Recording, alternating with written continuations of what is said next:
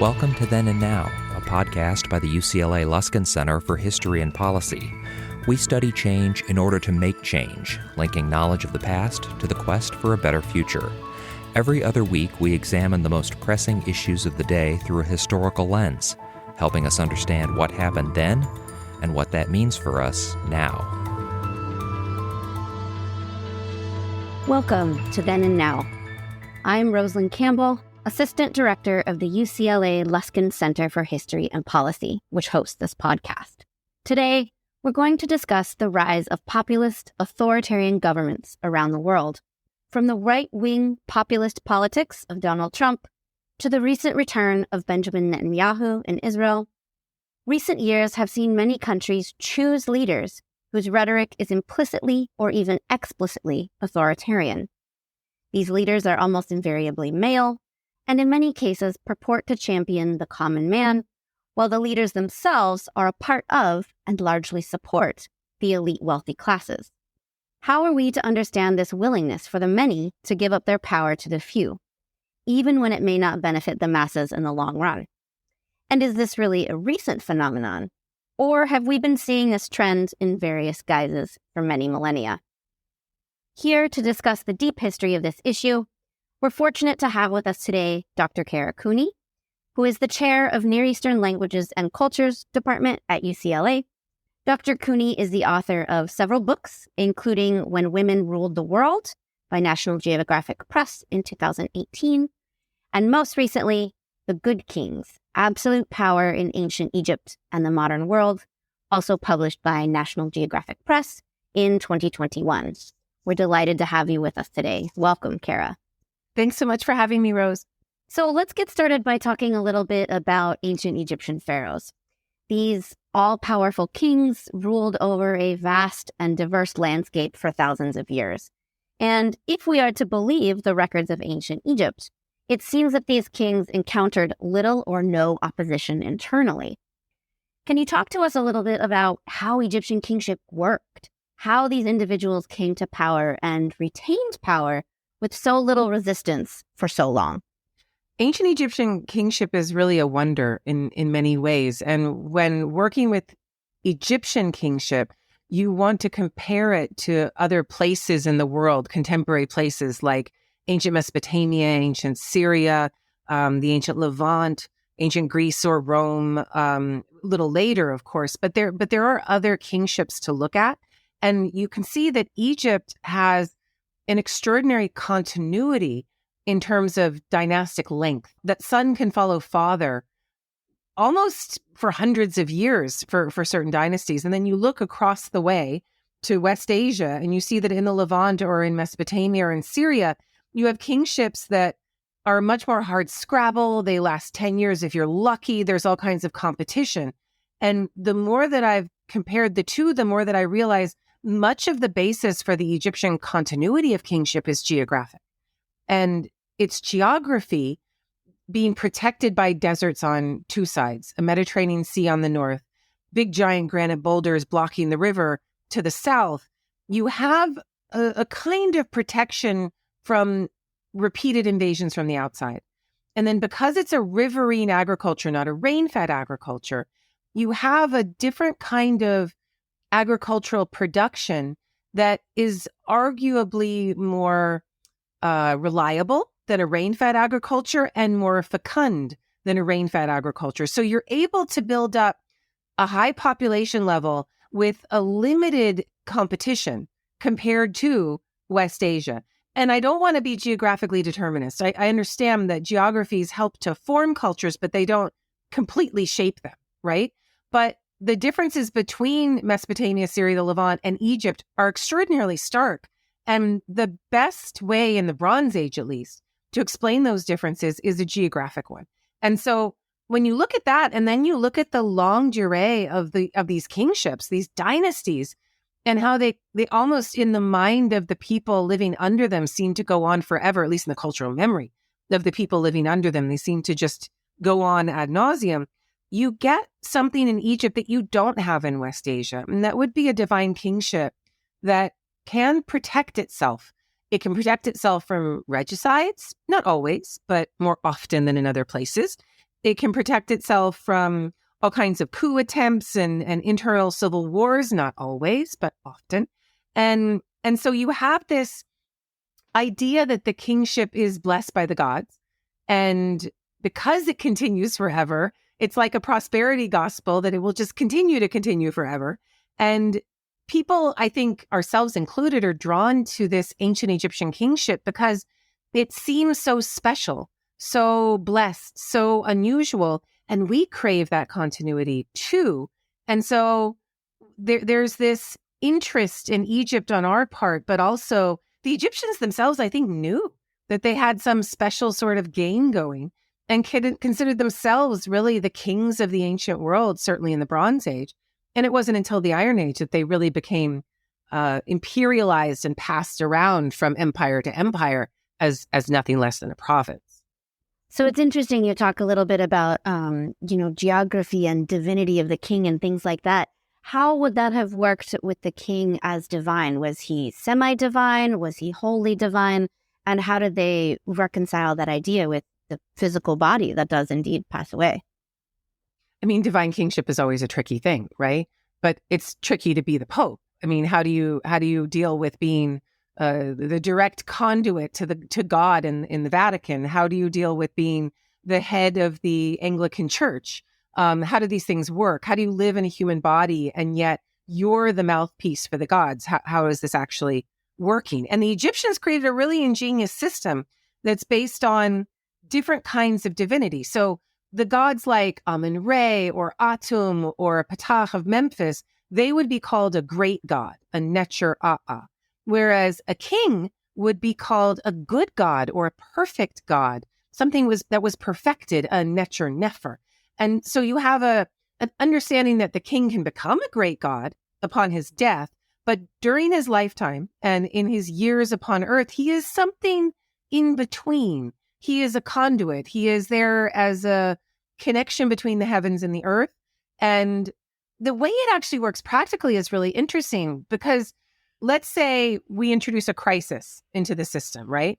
So let's say you're in West Asia and the king dies unexpectedly in battle and he leaves behind a 10-year-old son. And, if you're dealing with that kind of succession crisis, even if you crown the 10-year-old son, warlords will rise up and people will try to kill that 10-year-old and move him out of position. And we'll probably be able to do it rather easily because the 10-year-old doesn't have the protective abilities and cognitive abilities that an adult would have. But in Egypt, you make that 10-year-old king and you place a regent, decision maker, over that 10-year-old. Everyone who is more interested in Egypt in retaining the status quo, less interested in competition. They get more from the status quo in Egypt than they do from competition. And so they're rewarded by that interest in going along with the system as we have it. So the dynasty will continue. Now you just have to create a decision maker for that young kid. And the Egyptians were clever at this as well. They understood that if they placed the brother of the dead king in charge as regent, that they would bring in patriarchal competition because men are allowed to compete with men in a patriarchy. Men can raise an army. Men have a profession. Men can read and write and do all of these things. Egyptians knew this. And so they placed a woman in control as regent. More ideally, they placed the mother of the young king in control. And while she could read and write, she had no profession. Maybe she had a profession, but no ability to create an army, raise forces, create a coup attempt. They also created a situation in which she wouldn't necessarily want to, because not many mothers want to kill their sons. Ptolemy's accepted, perhaps. But you're creating all of these different ways of continuing the dynasty. And it's a really useful, this divine kingship creates a useful continuity. And it can only exist, arguably, because you have a number of elites who are rewarded by the status quo. And if you're in any other part of the world, and as we move into the Iron Age, if you go to ancient Greece or Italy, the 10-year-old's not going to last on the throne there either. Most places are competitive. Egypt is highly unusual in that divine kingship conditions people, and the geography and the farming and the resources that are so abundant condition people to just go along with it. And so the kingship the ideology replicates itself by continuing through time. That's really interesting. So I want to follow up on something that you said a moment ago about how there's these kings and it's a patriarchy, but then there's a role for these women. And so for our listeners who may not be aware, we start to see sort of an established system of Egyptian kingship about 5,000 years ago, about 5,000 years before today. So this is a long-standing system that seems to function and, like you said, replicate itself for a long time in a pretty similar form, in that with very few exceptions. There are a couple really notable exceptions. The ancient Egyptian rulers are almost exclusively men. And so can you talk a little bit about, in part, why this is the case, and then maybe delve a little bit into what those exceptions are and why those exceptions were allowed to happen? Yeah, I mean, it's really interesting. And you know what I would compare it to? I would compare it to females coming into government in a parliamentary system rather than females coming into government in a direct election system. So these females, and there are 5 of them who became king in the ancient Egyptian system, if we include Cleopatra, 4 if we do not. And they're part of this regent system, and there are dozens of female regents who ruled Egypt as leader of state, though not in name. They did so informally. And these women are there as placeholders to support a patriarchal system that's larger than themselves. They don't come into power and change everything into a matriarchy. They don't come into power and become, rabid feminists to change things and make things fairer. They are only there because they are not a threat to the patriarchy and can work short term to keep the system going and to link one chain to another chain and to keep it going. In other parts of the world where you don't have as much elite interest in maintaining that status quo, and elites are rewarded more through competition, overt militaristic competition, then the women have really no shot. Which is why if you look at Greek demokratia in Athens, for example, or the American presidential system, for example, you see women largely shut out because the men are able to compete with each other using their greater economic and political resources and their greater perception politically, how they play the game and how they're perceived as playing the game, what their interests are. And so you see those other parts of the world really excluding women from power. Whereas in Egypt, as long as they kept that patriarchal train running, everything was okay. And those women were suffered for a short period of time. But it's really interesting. So these women, they find power as soon as kingship is established. So 5,000 years ago, kingship is established in Egypt, and you see women there as regents in Dynasty 0, so-called Dynasty 0, Dynasty 1, and then that trend continues. So there, the woman, the powerful woman is a really important supporter of the king, but she rules for a short period of time. Max is going to be 20 some years. And then as soon as the Egyptians can reinstate the historical ideology of a pure patriarchal line of man following man, they will. And they will remove that woman from the history, from the idealized history, from the temple walls, from any of the official records.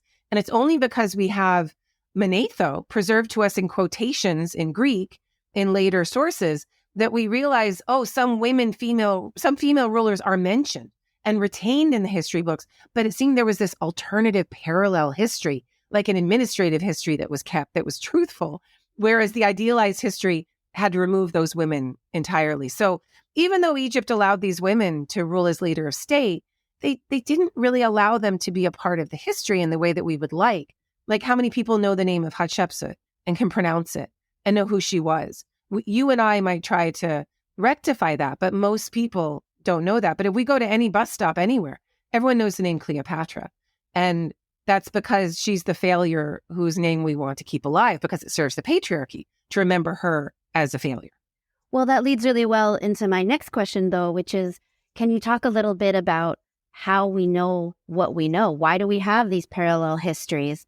And who is controlling that narrative that we have an administrative history that maybe occasionally records some of these female rulers, but then we have a sort of official state history where they are absent, expunged, whatever. Can you talk a little bit about, for our readers who are not as familiar with ancient Egypt, how do we know these things from 5,000 years ago, from 3,000 years ago, et cetera?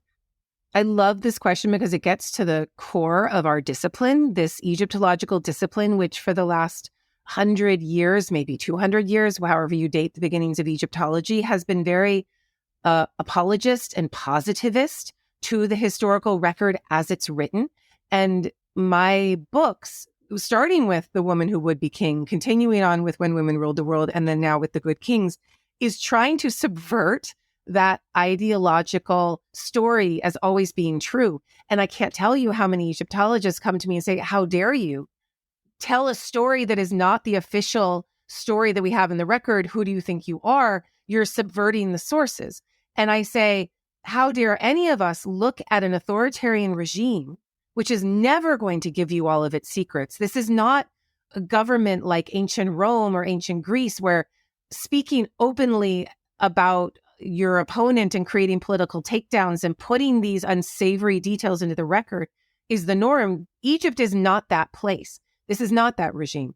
Any authoritarian regime that is ideologizing to perfection will hide any of the realpolitik, to use the German word, any of the cloak and dagger stuff, any of the coups, any of the real backroom deals that are happening. They're going to hide that, and they're going to say that everything is God-given. It's all happening as it's meant to, that this king was king from the egg. He was always meant to be king. And it's my duty as a historian to take those texts, those idealizing texts from the temple walls, and then start to try to decode them as best I can, with the understanding that I will never know the full truth, but that this is not the full truth, that normal people act in normal, messy human ways. They fall in love. They make decisions based on emotion. They get angry. They might invade some place because they feel they've been put down in some way. They need to prove something.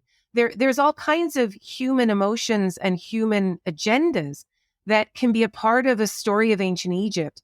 And I dare say that Egyptologists fetishize these rulers, that we make them into the good kings that they want to be, these perfected men and women who didn't make mistakes, who knew the path before it was even written. And I would say that we need to take them off those fetishized pedestals and humanize them. And when I wrote the book, The Woman Who Would Be King, people were like, how dare you give emotions to Hatshepsut? And I said, why not? There's got to be some sort of insecurity she's dealing with, some sort of emotion she has with Thutmose III, her co-king. I will never know what those are, but I can at least imagine how a humanity formed her and put her into the human form rather than fetishizing her and taking her out.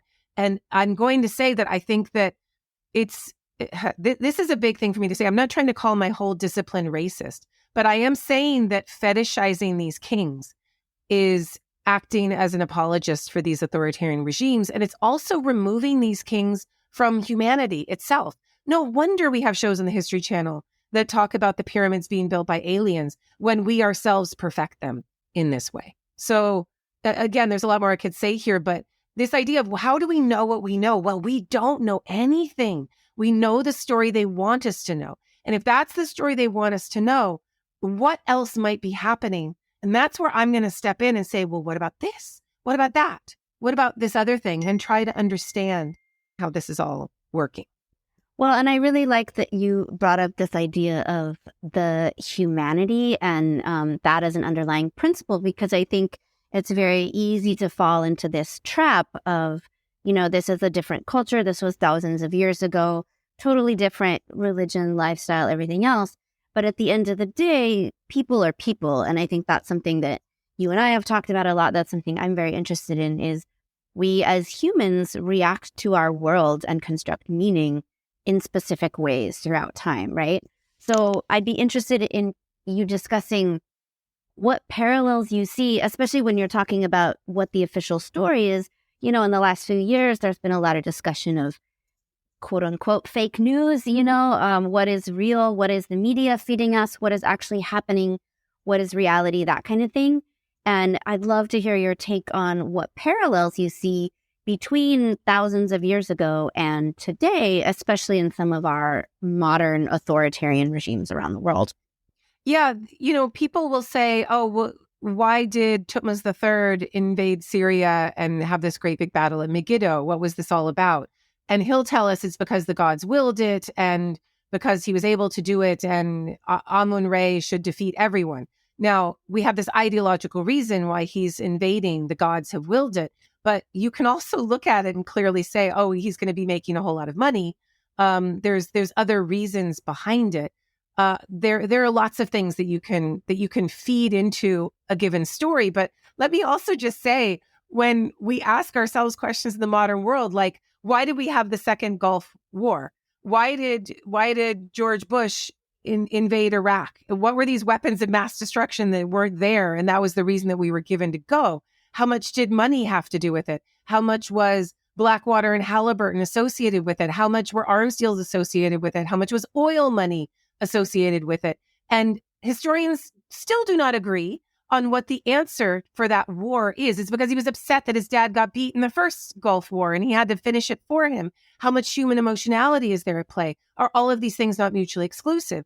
The very fact that we cannot figure out our own history and that we are constantly trying to keep our own innocence, to use James Baldwin's phrase, about our own possible misdeeds or things that have gone wrong, that we try to tell ourselves certain stories. The ancient people did exactly the same thing.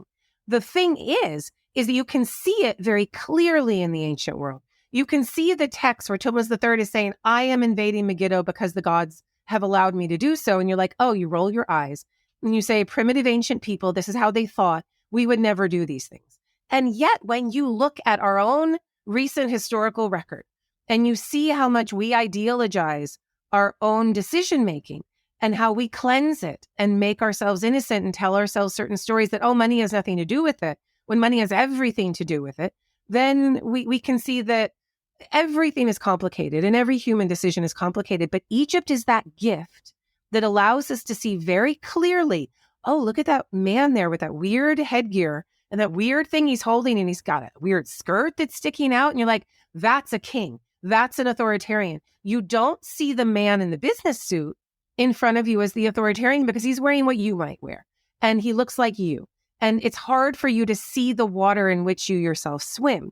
Egypt gives us that gift of being very different, strikingly different. So I can write about it and say, look, you guys, let me remind you, lest you forget, same approximate patriarchal system, same social drive, same humanity, same complexity. Yes, we are a little more complex. Yes, we have more people, but many of the same conditions and agendas exist. And if we can see it better for Egypt and then apply it to ourselves, it might create some eyebrow-raising moments among us as we're all becoming rather awakened to the fact that the United States of America is indeed built on stolen land and enslaved bodies. And the more we can see that clearly and admit it to ourselves, the better our decision-making might be, rather than telling us ourselves apologist stories. But I can't tell you how many people have gotten upset with me. I have been charged with colonialism or racism by writing about the ancient Egyptian kings in a non-laudatory way by close colleagues that by criticizing these ancient Egyptian kings and calling them authoritarian. I am not allowed to do that because I am not Egyptian. This is not my government system. I shouldn't criticize somebody outside of my system, and thus I'm not supposed to do that. So it's a really interesting place that we find ourselves in, that, you can be called colonial for actually criticizing an ancient past because we identify so much nationalistically with that ancient past. And it can be a very tricky path to walk. So it's complicated, what you're asking. Where is the truth and what is it today and yesterday? Yeah, good luck. That's what we do. History is always manufactured. And that's what we need to keep reminding ourselves. No, I love that. I think it can be easy to fall into that trap of, you read something, it's written down, and thus that is the only narrative. And I think that's not only true for history, but also modern times, right? We see that in news coverage. I'm always trying to look at articles about the same incident from different news sources, and even then the narrative is very, very different. So I guess my next question would be, let's look then at our own culture and let's critique that. Why do we allow people such as, for example, Donald Trump, who very much cast himself as a self-made man, someone of the people. And then when you look at the policies on the ground, some of them really didn't necessarily benefit the common people, if you will, and in fact were very much in favor of the elite few. Why do you think that we select these people or allow these people to rule, whether it's now or in ancient Egypt, when, with some effort, it wouldn't necessarily be so difficult for the masses to take over, but we choose to give up our power to the few? Why do you think we do that? And why do we fall prey to those stories?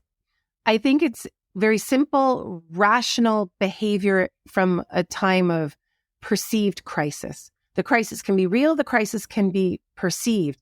And it only takes, in modern society, one could argue, some 20% of the population to shift a system towards authoritarianism, or for 20% of the population to feel quite adamant about needing to move back to a particular way of existing in society and to ideologize that such that they can get other people on board. So, for today's circumstances, I would say that there is there are groups of white people in the United States who have benefited considerably from structural racism and from the privilege that they have gotten by being white people, and that they see in the United States as they become a minority in voting, in bureaucracy, and population as a whole, whatever it is, in the jobs market, as women are moving into have moved into the workers group, though COVID really changed that a lot as well. But as you find yourself becoming a minority, you might do many things that you would have considered unsavory before to keep that power.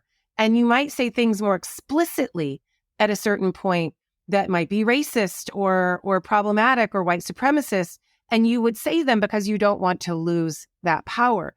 So in a country that's based on white supremacy and white facing systemic racism, it actually is quite rational for the working class white man of Pittsburgh or Wisconsin to go with Donald Trump, because that is actually the side that he has benefited from thus far. And I see your point, but what if they take away his healthcare? What if they take away his Social Security? What if all of these things happen?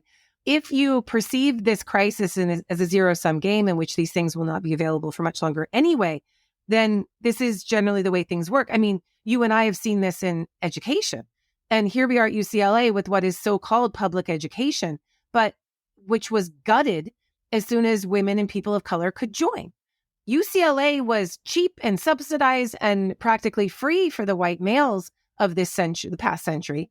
And as soon as women and people of color could join, then we make it more expensive. The legislature doesn't fund it anymore. And that is the reality that we're currently dealing with. So it's essentially that rational ruling minority saying, oh, you're going to make our schools serve everybody, then I'm going to go to my ideological religious school and I'm going to make the government pay for that unless we have school voucher discussions, right? So it's what I want to caution here is that though the ideology can seem like fake news and can seem like it's all a bunch of lies and can seem like it's a cover-up, the ideology is just a way to cleanse, in my opinion, what is actually a very rational social and economic behavior on behalf of a ruling minority that wants to keep its power.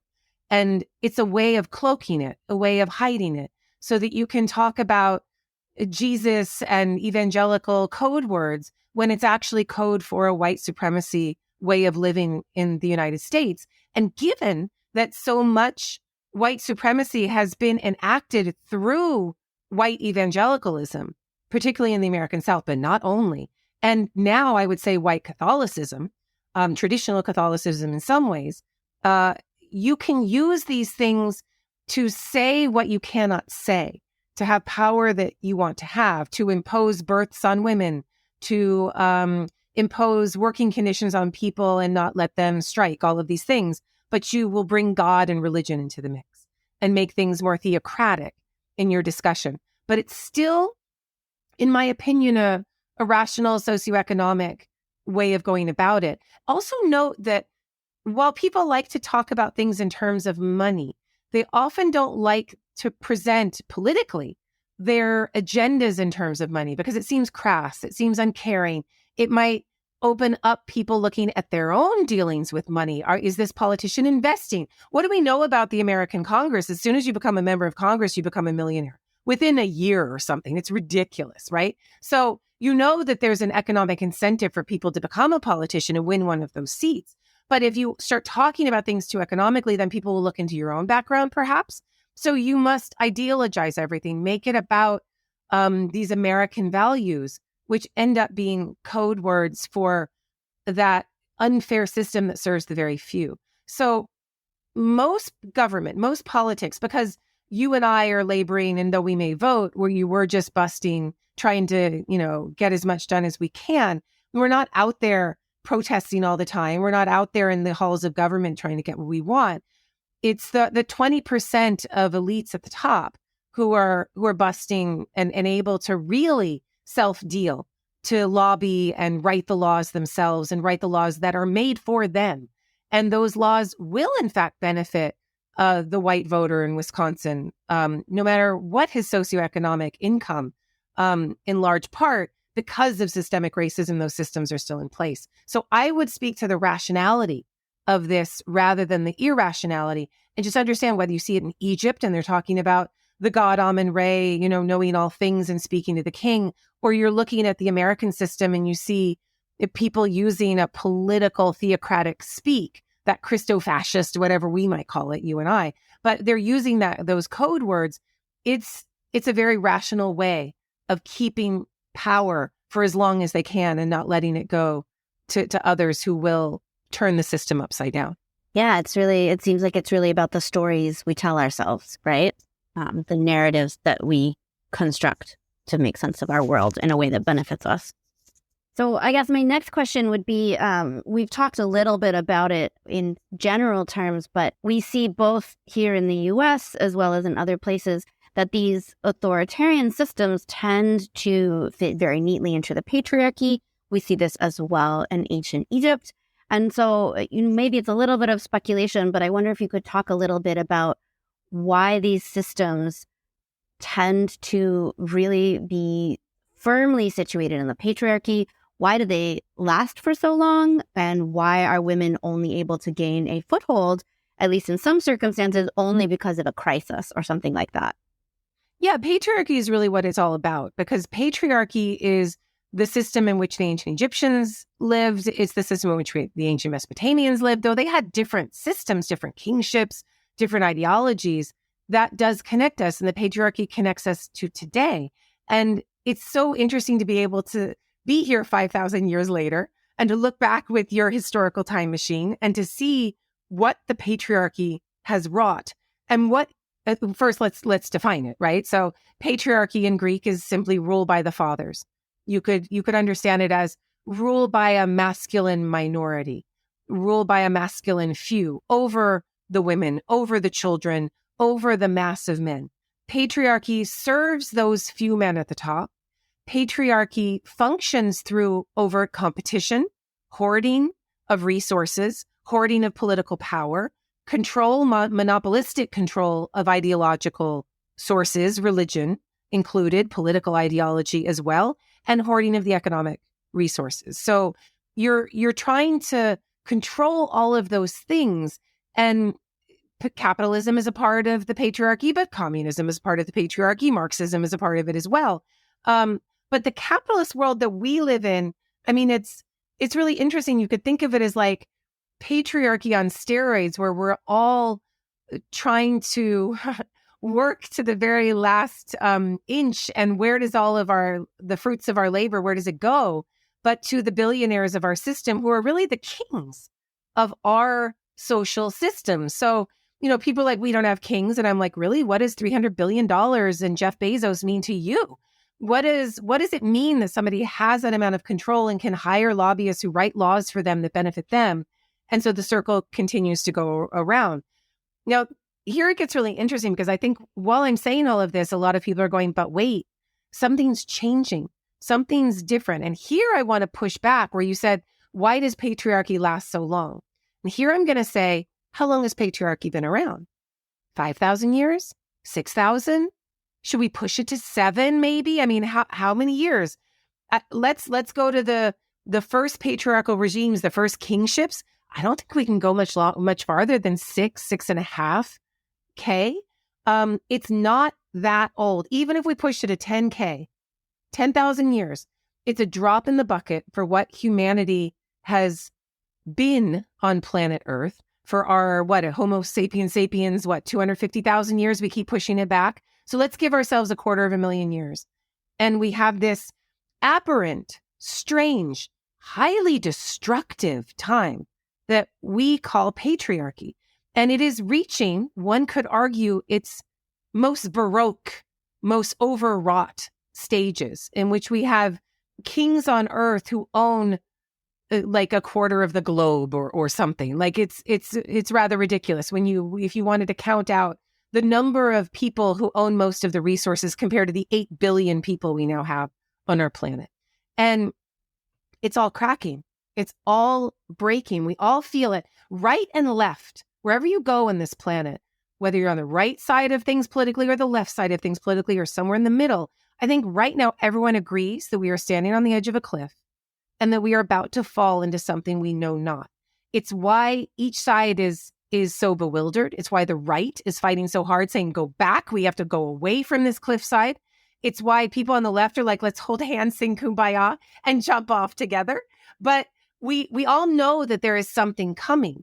And here's where it gets really interesting. At the top of society, it's the patriarchy through and through. If you look at the Fortune 500 companies, in the United States, and you see who's a CEO, it's all those white men. And we're talking about, I would say 6%. You could look it up. Maybe it's now 7 female CEOs. I guarantee you most of them are white and older and serve the patriarchy in their way. So this patriarchal system is there embedded in the money, but things are changing in other ways. Politically in the United States, we're at like 27% females in Congress. It ain't great. It's not 50% of the population. Never had a female president because direct voting does not like and is very hostile to the female in charge. Militarily and at the bottom of the economy, things are getting different. The bottom of the economy, females are out earning males. Females are becoming breadwinners. Females are out earning college degrees. If we took away the affirmative action that we put at every private or high stakes R1 university that gives 50% of the spots to males, these universities would all be like 80% female. That's what would happen. So if you're at a Cal State or some other place where they don't necessarily try to keep parity between males and females, then the females would win because we do better. One could even argue biologically, but I would say socially as well, we are conditioned to do better sitting at our desks, test taking, doing all of these things that the patriarchy demands that we do like good little children. Don't make a fuss, don't have ADD, get your work done. We do this very well. And we can earn equal scarce resources on our computer terminal to the guy who's much bigger and has more arm muscle next to us. So we're able to bring in those resources, and we have decided as a block, I don't want to get married necessarily.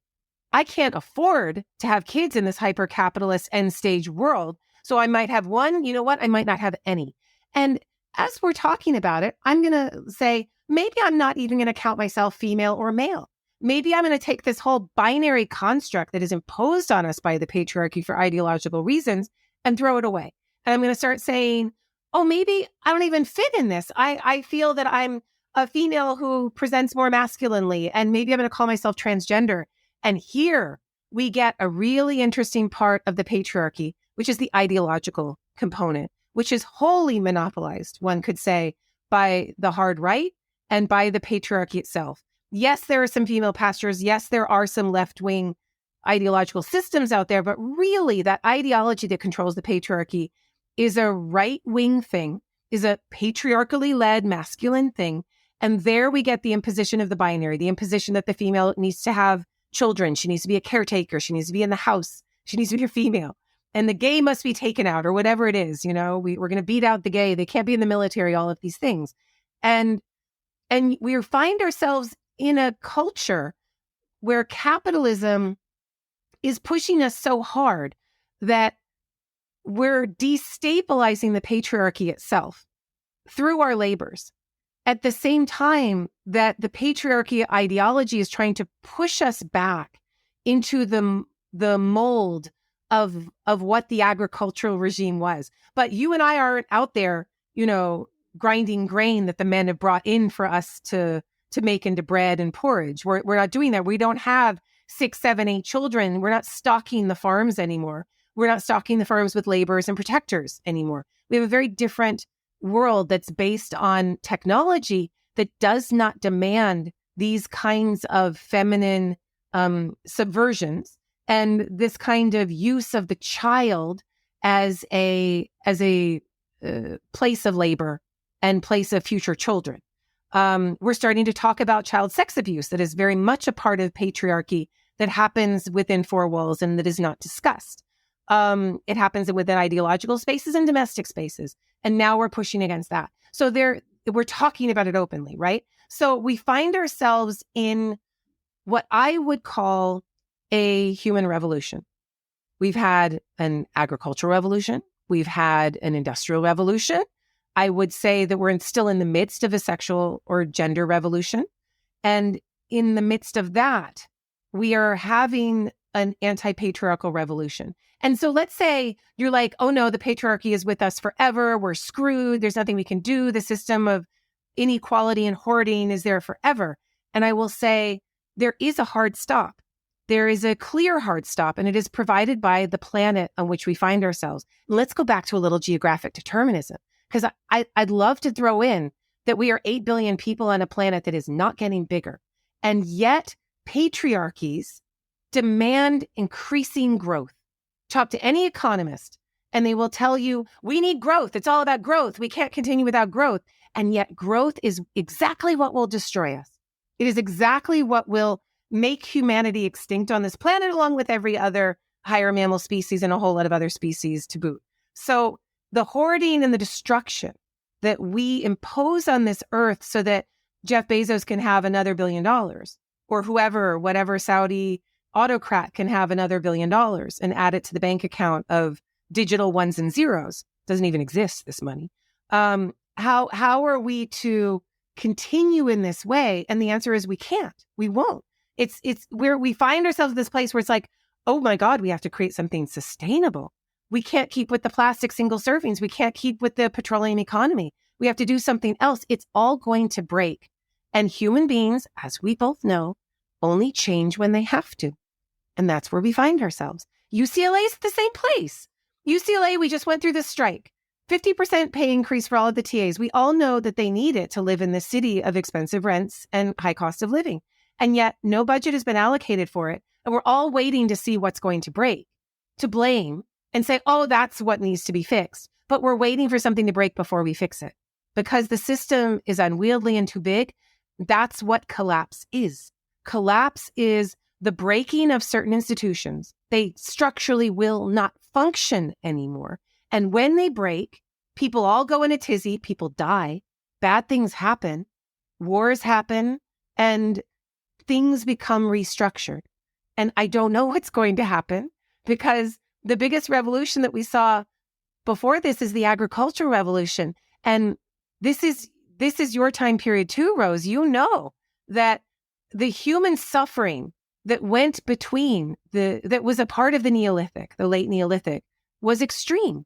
The signs of human competition, according to some scholars, and I know there is debate here, are extreme. What do we have? Maybe with our technology, it'll be different, but what do we have to look forward to as we work towards the end of a patriarchal structure that will take centuries to play itself out? How are we to understand this? How are we to see this? Because what we have been doing for the last couple of 100 years is replacing one patriarchal system with another. You replace a kingship with a parliamentary system, and you replace that with a communist system. You replace that with a socialist system, and you replace that with whatever, a capitalist, oligarchic corporatocracy. But none of it's going to change the patriarchy as it really works in terms of its hoarding, destruction, competition. what is going to come after? What are we going to be forced to make? That there, I don't know, but it's kind of crazy that Egypt and its longue durée can help you see something like that with more clarity than you would otherwise if I were like an Americanist, But to be an Egyptologist and to see the crises that they've gone through and how they last 250 years, those intermediate periods where we talk about between the Old Kingdom, the Middle Kingdom, between the Middle Kingdom, the New Kingdom, the Bronze Age collapse. These are big moments where government systems stop working. And how do people build something new? They're doing so within the patriarchy, but they're doing so with extraordinary breaks, extraordinary crises, and movements of people. That's where what we do can become really, really helpful looking ahead to what we have to go through next. Thank you. That's a great way to tie that up, and I think really emphasizes these connections that we might not necessarily see from thousands of years ago in a different culture. Well, thank you so much, Kara, for joining us. This was such a rich and interesting and I think very timely discussion. And thank you so much for joining us today. We really appreciate your time. Oh my God, it was so much fun. Thank you, Rose. Thanks so much.